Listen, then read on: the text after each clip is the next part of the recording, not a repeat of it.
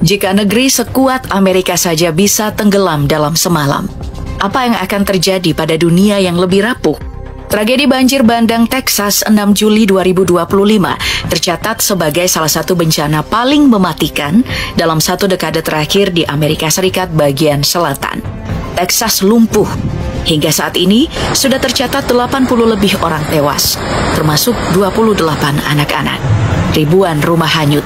Ironisnya, semua ini terjadi saat Amerika Serikat sedang gencar mendukung agresi Israel ke Gaza. Apakah ini sekadar musibah atau tanda bahwa dunia sedang menunggu giliran untuk diadili? Tonton sampai akhir. Ada satu fakta peran Texas dalam konflik Palestina yang akan membuka mata kamu tentang makna bencana ini. Get out! Get out of your car! Oh my God!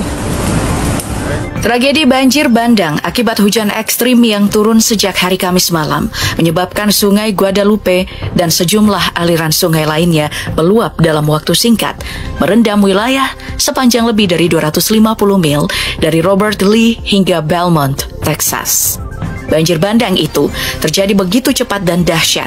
Menjelang fajar Jumat, air sungai naik lebih dari 8 meter hanya dalam waktu 45 menit. Menghantam jembatan, rumah, dan bahkan perkemahan anak-anak yang berada di dataran rendah. Beberapa saksi menyebut datangnya banjir seperti dinding air yang menghancurkan apa saja di hadapannya. Pakar iklim menyebut bahwa banjir ini merupakan hasil gabungan dari badai lambat dan pemanasan suhu permukaan tanah. Dua faktor yang memperburuk curah hujan ekstrim di wilayah Texas Hill Country yang selama ini memang dikenal sebagai lorong banjir bandang. Wilayah yang paling parah dilanda banjir adalah Kerr County, termasuk kota Kerrville dan area perkemahan Camp Mystic, sebuah tempat musim panas khusus perempuan. Selain itu, banjir juga menghantam wilayah Travis, Burnett, Kendall, Tom Green, dan Williamson County. Ratusan rumah terendam, jembatan ambruk, dan jalanan terputus total. Banyak keluarga yang terisolasi di perkemahan dan kawasan berbukit.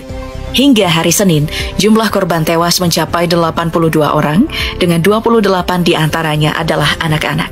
Sebanyak 10 anak perempuan dan seorang pembina masih dinyatakan hilang dari Camp Mystic. Banyak dari mereka terakhir terlihat berada di kabin atau menyusuri jalan saat banjir menghantam. Seorang gadis bahkan berjalan kaki sejauh lebih dari 20 mil di tengah banjir sebelum akhirnya terselamatkan saat berpegangan di sebuah pohon. Lebih dari 850 orang berhasil diselamatkan dalam 36 jam pertama oleh tim penyelamat yang menggunakan helikopter, drone, perahu, dan bahkan melintasi area berbahaya yang penuh dengan ular berbisa. Namun seiring waktu berjalan, harapan untuk menemukan korban selamat semakin menipis. Keluarga korban mulai berdatangan sejak Minggu pagi untuk melihat reruntuhan kabin dan sisa-sisa barang pribadi. Suasana haru menyelimuti lokasi dengan banyak yang menangis saat menemukan benda milik anak ataupun kerabat mereka.